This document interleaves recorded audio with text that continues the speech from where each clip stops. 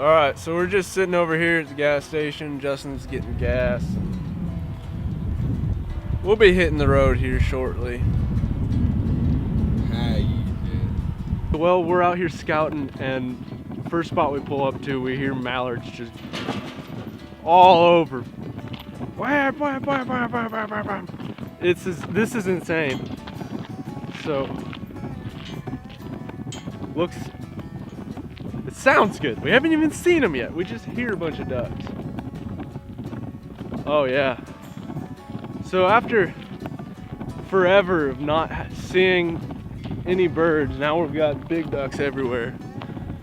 Nice, good push of birds. Season opener tomorrow. It's gonna be beautiful. So we're out here scouting, and there's tons of ducks, tons. But I mean, from what we see, we got a good push with this cold front from the past few days, and we have birds, a lot of birds on the water. Right there, tons of ducks, mallards, teal, pintail, tons. There's more people walking down to scout, so we're gonna talk to them and hopefully tussle. No, I'm just kidding, but it is public land. We've been scouting all morning, saw tons of birds. I mean, thousands, in the thousands. Just looking around today, scouting. It's kind of tough because we have like 8 or 9 pools out here that we're trying to scout on foot.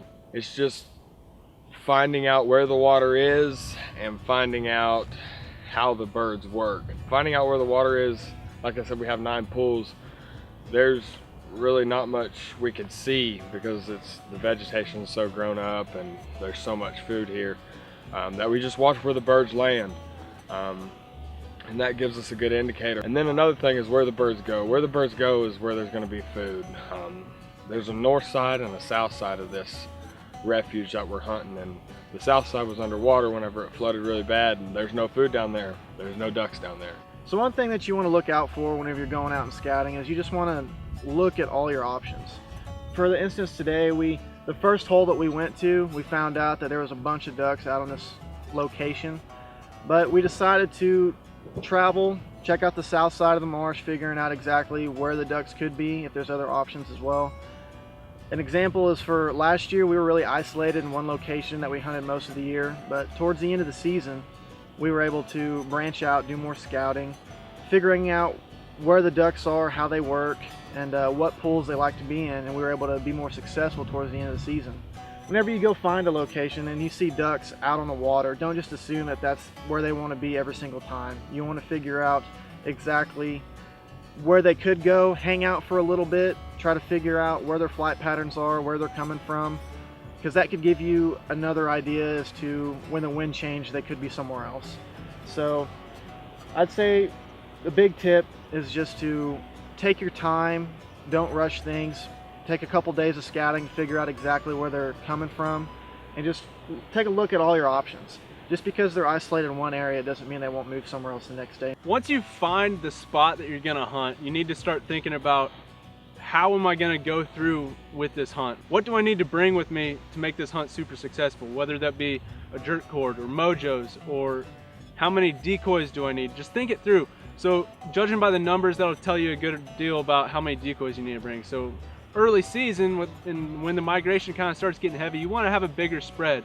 But later on in the season, once numbers start getting thinner, you want to tone down your spread to about a dozen decoys. That's what I usually use.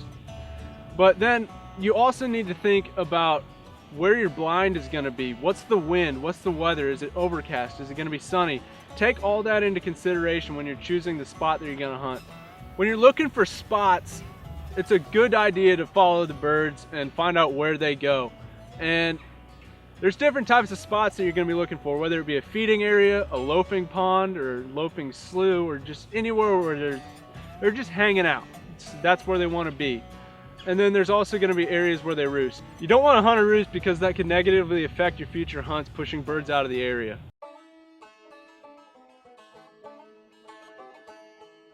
I screwed up. I'm getting tongue-tied. You really don't want to hunt a roost because that'll screw up the... It's the poop. Oh, shut up. No, it's not. You don't want to hunt a roost because...